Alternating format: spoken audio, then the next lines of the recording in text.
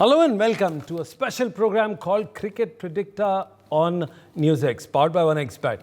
Well, yesterday's thrilling encounter, Hyderabad clinched victory in the highest scoring match in IPL history, defeating Royal Challengers Bangalore by 25 runs. Hyderabad posted a mammoth 287 runs after losing 3 wickets, with Bangalore responding valiantly with 262 runs, but ultimately falling short. The match witnessed record-breaking number of runs, which were 549, surpassing the previous high of 523 runs set in the clash between Hyderabad again and Mumbai. Hyderabad also reclaimed the record for the highest IPL score, surpassing their own 19-day-old record of 277 runs. As anticipation builds up for today's match between Rajasthan Royals, Kolkata Knight Riders, cricket fans expect a close contest between the both teams. Have showcased excellent performance in this year's league. But before we start, let's introduce all the 4 panelists here, and if you're lucky today, we can get a big blockbuster name on that discussion, talking about the fast bowling. But before that, David Brooks from London, we have Paul Dennett from Australia, we have Stanley Chiozza from Harare Sports Club, and the man with the golden gloves, Mr. Sadanand Vishwanath from Bangalore. It's only pertinent to ask him the question and ask him, so what do you make of this? 500 odd runs, and we stopped counting after that. Your views? Well, it certainly was a run feast yesterday. Absolutely correct. So that 549 runs, the highest aggregate in a T20 match. But they're behind Nepal's 314 for 3, which Nepal got against Mongolia in an Asian Games match. Yes. But I will quickly sum up the match. I'll give it to you in a nutshell. I think Travis Head is using his head really well and the brains inside. He has been a real thorn for not just the Indian bowlers, but for all the IPL bowlers. Remember, he got 100 in the World Test Championship final. He also got 100 in the T50 final. And he has been a match winner for Australia. He's running into some serious good form for the World Cup starting on June 1st. And all the SRH batsmen were striking at more than 150 right now. And they had a great rollicking start. So then, Abhishek Sharma and Travis Head got together and they got 108 runs. And then Travis Head reached his 100 of just 39 balls. That was an awesome knock. Before the other guy who was promoted, Henrik Klassen, the wicketkeeper, he played an absolutely astonishing knock of 67 of just 31 balls. Makram chipped in with 32 of 17 balls. Abdul Samad, that beefy batter who can clobber the ball out of the ground, he scored 37 of just 10 balls, and all this gave them a grandstand finish. And they went up to a humongous 287 for 3 in 20 overs. So after that was the reply from RCB, a great cameo from Dinesh Karthik. He's got serious contention now for the T20 World Cup. A spot in the T20 World Cup for Dinesh Karthik must be in the selectors' notebooks. So I stand corrected in my discussions. Dinesh Karthik does come into the reckoning. And well, I think Dinesh Karthik's cameo with in 35 balls with 5 fours and 7 sixes just set the stadium ablaze. Well, the ball was flying everywhere. Absolutely, but unfortunately they couldn't cross the line. We fell short by 25 runs. There were cameos from Faf of 62. Virat played well for 42. And for the first time, we got 79 runs in 6 overs, a great power play start, but it was just not enough. Not good enough. Well, that's your point. But another way to sum it up was a brilliant one line that I've read or heard is that inflation is finally caught up with cricket. And the author of that fantastic line is David Brooks, who's just joined us. David Brooks, inflation, cricket, batting, just put it together and let us know what it means. Well, of course, it was entertaining yesterday, but the inflation I was referring to is in the way that the runs are being scored. We've got, it's big inflation. And cricket's based on a battle between bat and ball. And when it becomes unequal, as it seemed to appear yesterday, we've seen signs of it before, then you have to ask questions. Is the game being weighted too much in favour of the batting side?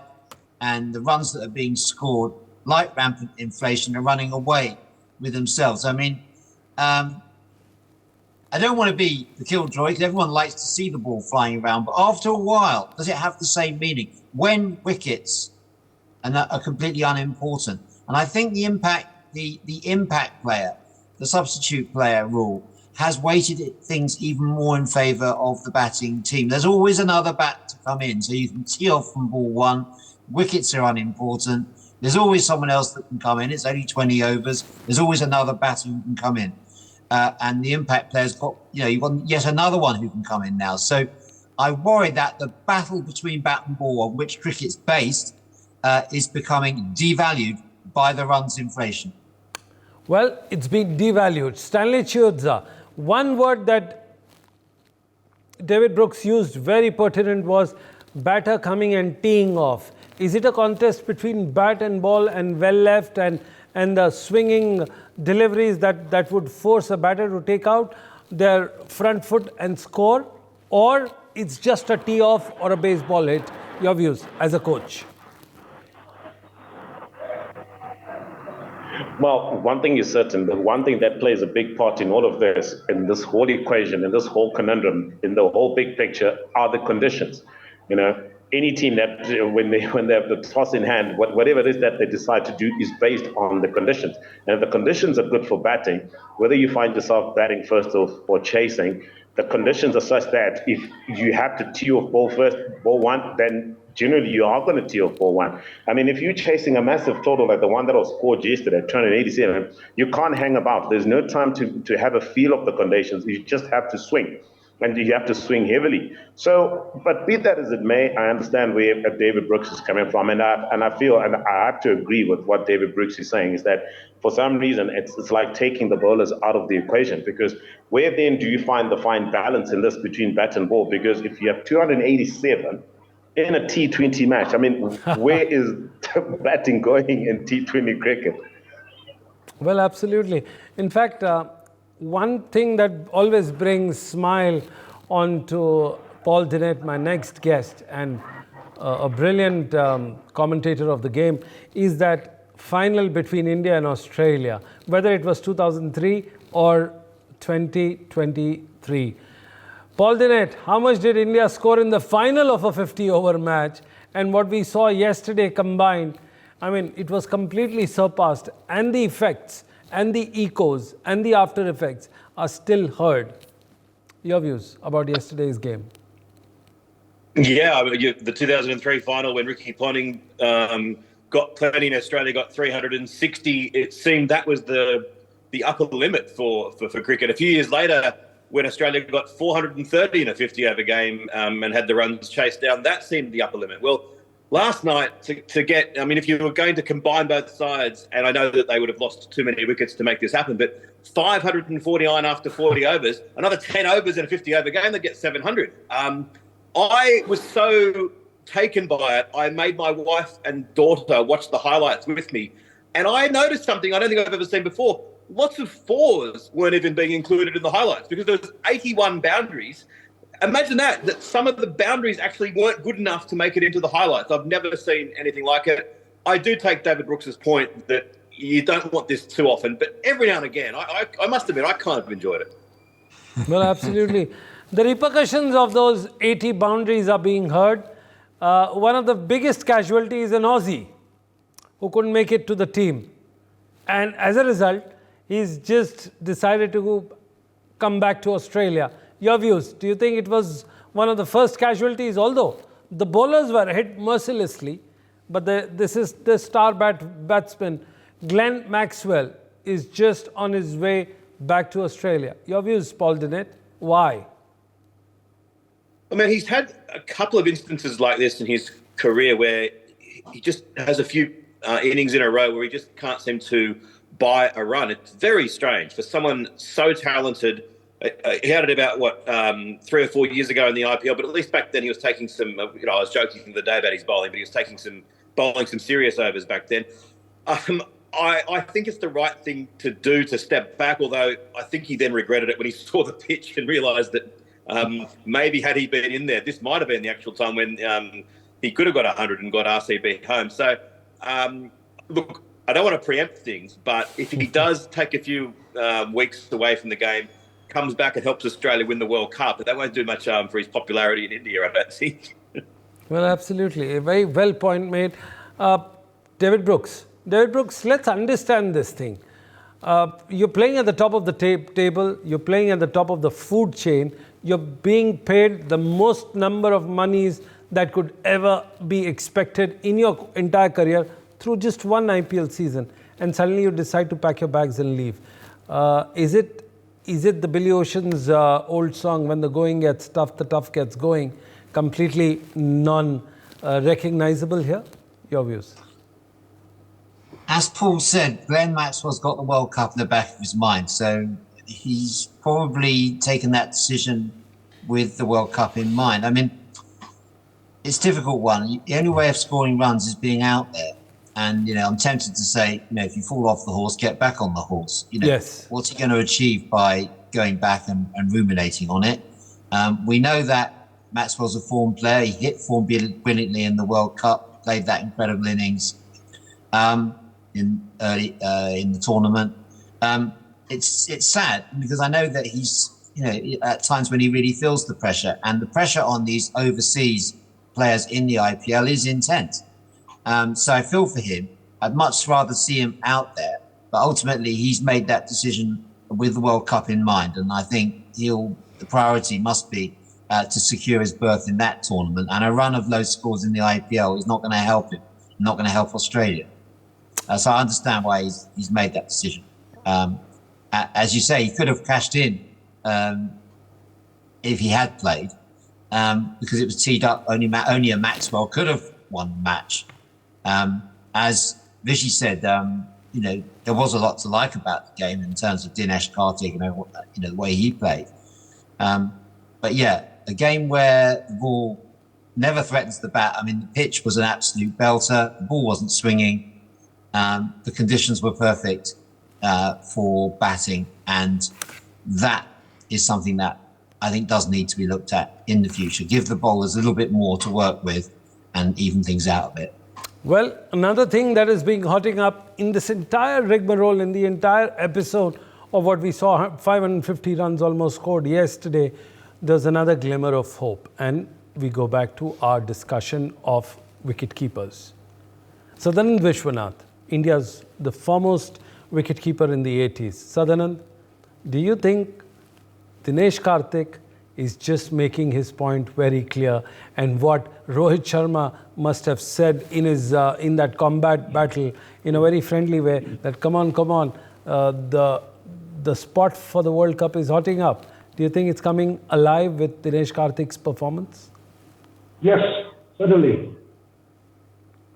Rohit Sharma was teasing Dinesh Karthik at the Wankhede Stadium during that match, and Dinesh Karthik said, "Hey, wait a minute, come to Chinnaswamy Stadium and I'll show you." And yeah, he went hammer and tongs.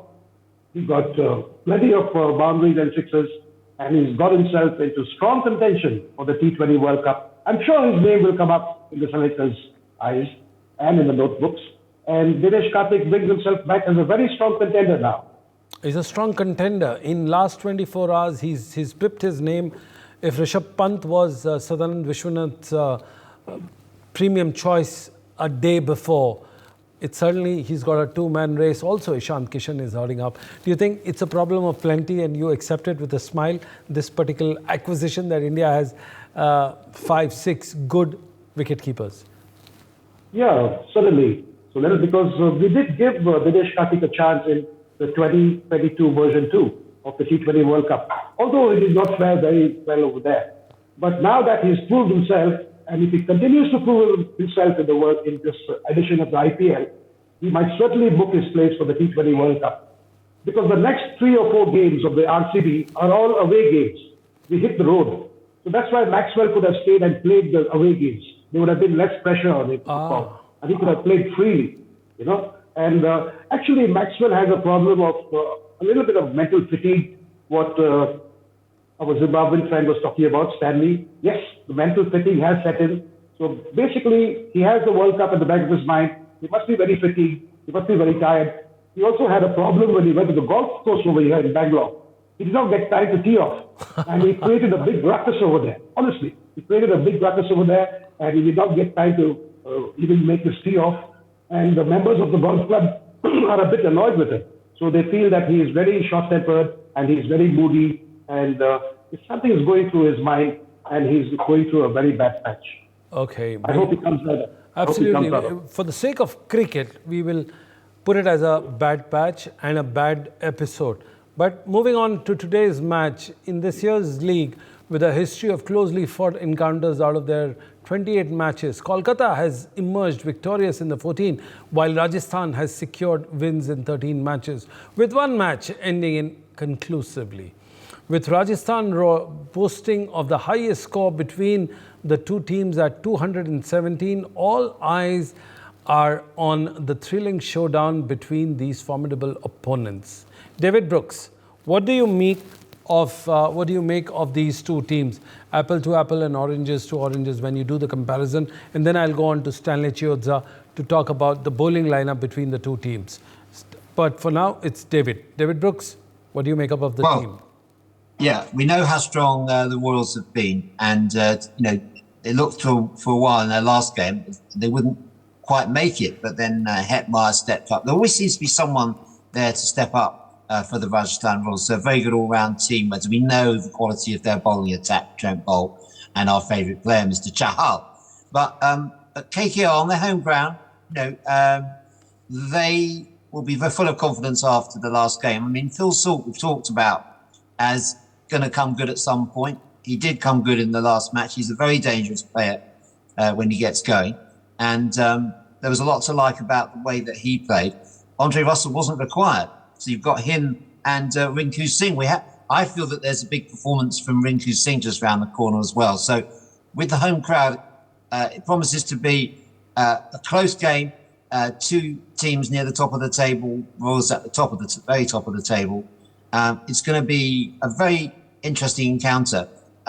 Mitchell Starc is beginning to take wickets other than other Aussies now. Picked up 3 in the last game. So that's a big plus point for the KKR on their home ground today.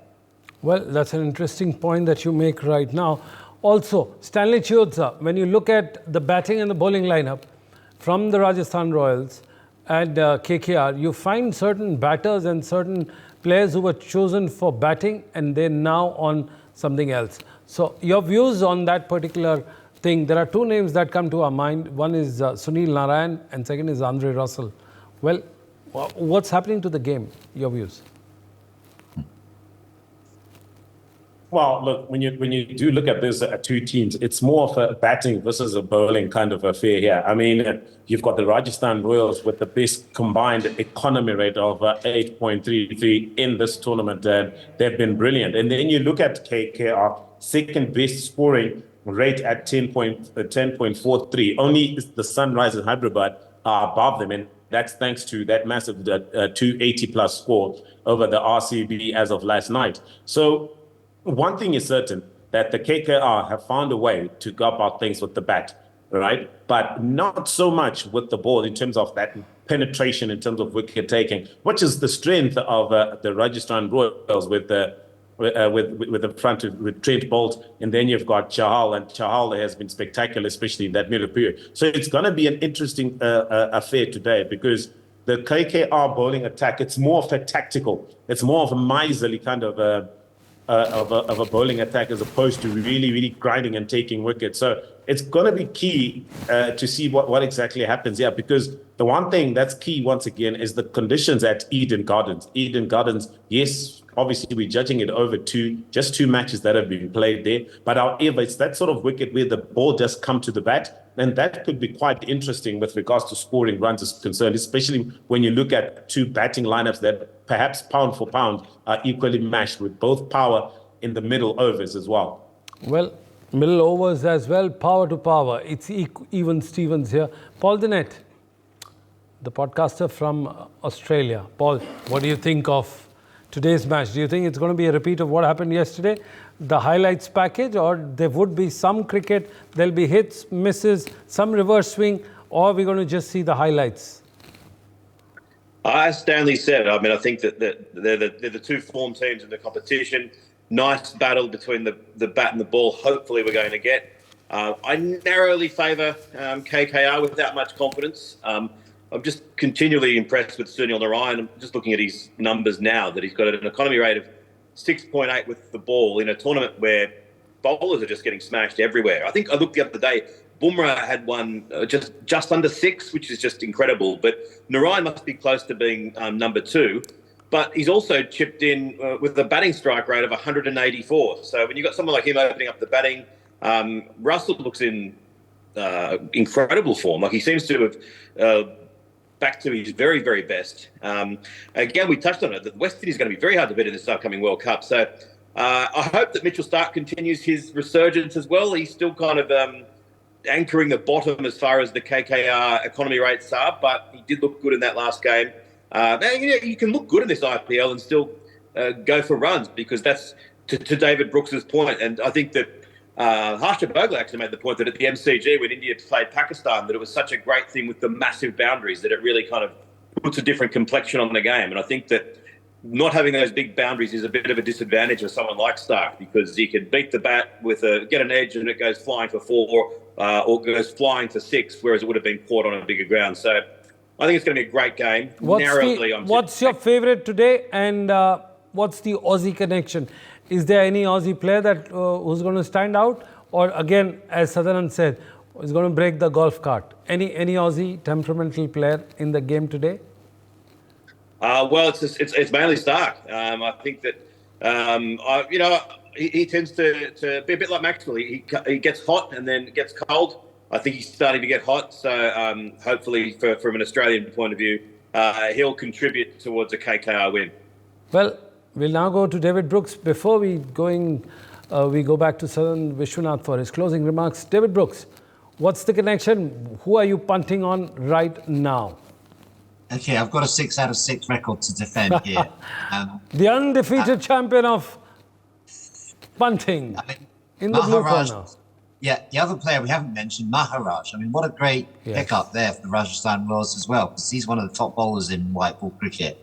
And so he's there too. But I'm still going to go KKR on their home ground. I'm with Paul on this.